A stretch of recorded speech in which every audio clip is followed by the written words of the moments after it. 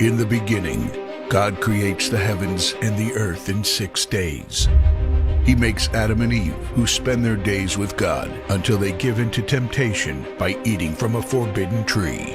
Sin enters the world, and things get so bad that God floods the earth and starts over with Noah and his family. Years later, God calls Abraham to follow him with the promise to make Abraham the father of a great nation.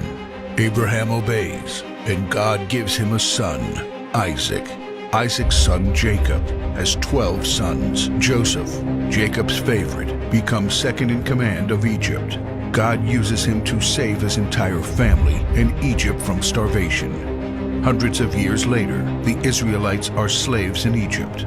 Moses is called to lead the Israelites out of slavery.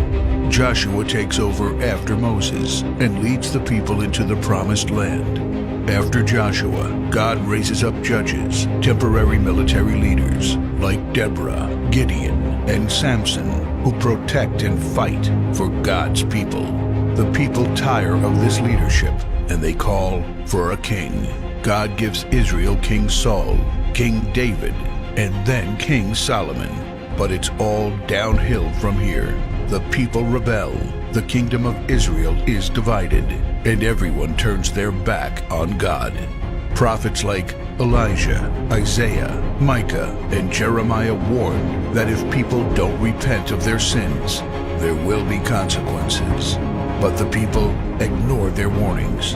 The divided kingdoms are conquered, and God's people face captivity in foreign lands. People like Daniel show great courage and stand up for God when no one else does. Some of the exiled people return to the promised land, but for 400 years, God is silent.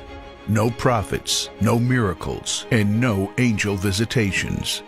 But then, the silence is broken when Jesus is born.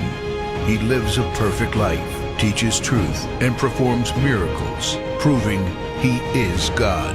He shows us the full extent of God's love by taking our place and dying on the cross for our sin. He is placed in a grave, but 3 days later, Jesus rises again, conquering sin and death. His followers travel the world, sharing the good news of His love and starting churches. We now are part of this story, and we have the chance to change the world and share His love, because one day He will crack open the sky and He will return. It's the greatest story ever told.